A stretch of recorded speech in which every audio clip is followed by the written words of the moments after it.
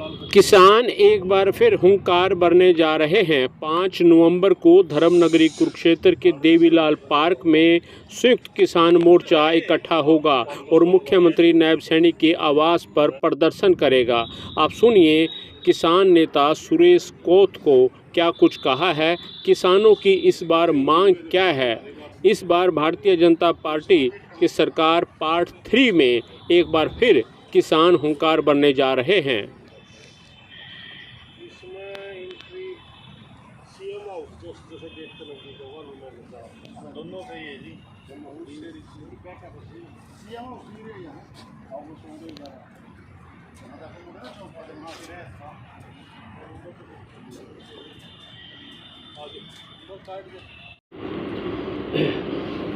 क्या कहेंगे, 5 तारीख को आप एक बड़ा आंदोलन करने वाले हैं, कुरुक्षेत्र में पहुंचेंगे? नहीं, बड़ा आंदोलन तो नहीं कह सकते, मगर अभी हम नई सरकार बनी थी, हम अभी आंदोलन भी नहीं करना चाहते थे। एक प्रदर्शन ही हम कह सकते हैं उसको, एक दिन का। उसके 3 बड़े मुख्य विषय हैं। सैनी साहब ने सरकार बनाते ही सबसे पहले पराली के नाम पर किसानों के ऊपर FIR करनी शुरू कर दी। सारी प्रदेश की मंडियां बड़ी पड़ी हैं, उठान नहीं हो रहा कहीं भी। और जब तक धान का पूरी तरह उठान नहीं होता, किसान को पैसा नहीं मिलता। ये एक अजीब कानून बना रखा है, किसान बेच के अगर हम बिक गया तेरा जिस दिन मंडी में तो उठ के रैंक में लग जाएगा, वहाँ जाकर गोदाम में लग जाएगा, तब उस दिन पैसा देंगे। प्रचार करें 72 घंटे में देंगे पैसा। और तीसरा एक बड़ा आपने देखा होगा, पूरे हरियाणा प्रदेश के अंदर गेहूं की बिजाई चल रही। हमारा ये सीजन ऐसा होता है, धान की कटाई और उसके तुरंत बाद धान या नरमा, उसके तुरंत बाद गेहूं की बिजाई हो। DAP कहीं नहीं मिल रहा, बड़ी बड़ी लाइनें लग रही हैं। मैंने 2-3 बार हमारे साथियों से, किसानों के मैं मीटिंग कर करके मीडिया में बयान भी दिए कि मुख्यमंत्री जी, हम आपके साथ फिलहाल लड़ना नहीं चाहते, मगर आप ये भी ना समझिए कि मैं लड़ना ही भूल गए। अगर किसान को आप तंग करोगे तो हम 100% सड़क पे आ जाएंगे, 100% हम संघर्ष करेंगे।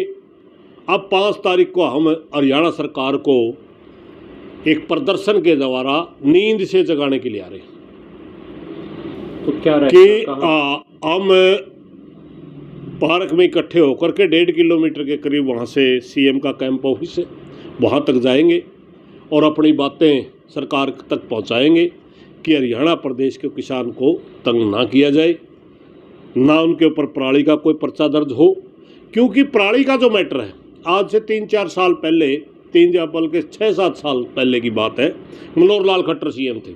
उस समय हरियाणा सरकार के साथ हमारी एक मीटिंग हुई थी। उन्होंने कहा था NGT का कानून है, अब पराली तो किसानों ने बंद करनी पड़ेगी, आप बताइए क्यों रास्ता। हमने बताया था उस समय उसको रास्ता, या तो किसान को आप 5,000 रुपये प्रति एकड़ पराली के प्रबंधन का दे दो, अब की में करा उसका, या आप किसान को मशीनें उपलब्ध करवा दो।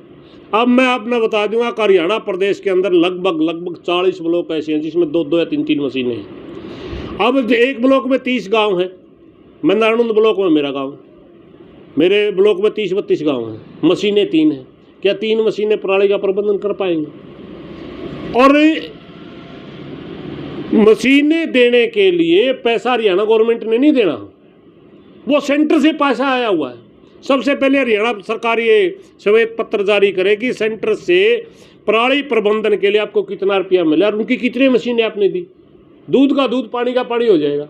एक ब्लॉक में 2-2, 3-3 मशीनें, पूरा ब्लॉक की क्या पराली का प्रबंध कर देंगे? मेरे भाई, किसान को पराली का प्रबंध करने के लिए बहुत मोटे पैसे की जरूरत पड़ती है। जो वो मशीनरी है वो 35 से 40 लाख की आवे, 2 एकड़ का किसान वो नहीं खरीद सकता। सरकार मशीनें उपलब्ध नहीं करा रही, किसान मजबूर है, मजबूरी बस उसने फूकनी पड़ रही है पराली, वरना क्यों फूकेगा? वो देश से प्रेम करने वाला इंसान है किसान। और एक बात मैं आपने बताऊं, अभी कल दिवाली थी, पराली के ऊपर मट दिया सारा सौदा। कल दिल्ली का 900 से भी ज़्यादा था वो, क्या बोलते हैं आप, प्रदूषण का लेवल। क्या दिल्ली में पराली थी रात को? ठीक बात। 1 महीने तक आप पटाखे बजाते हैं, आपका धूल का ट्रांसपोर्ट का प्रदर्शन आप दिल्ली का देख लिए क्या है, आपका इंडस्ट्री का कितना धुआं है, और जकरा नहीं शर्फ के किसान की 7 या 8% पूरी साल का हिस्सा है, उसके ऊपर आप पर्चे दर्ज करने लग रहे हैं। क्या आपने आज तक कभी पोल्यूशन के नाम पर दिल्ली में किसी फैक्ट्री के ऊपर पर्चा दर्ज किया?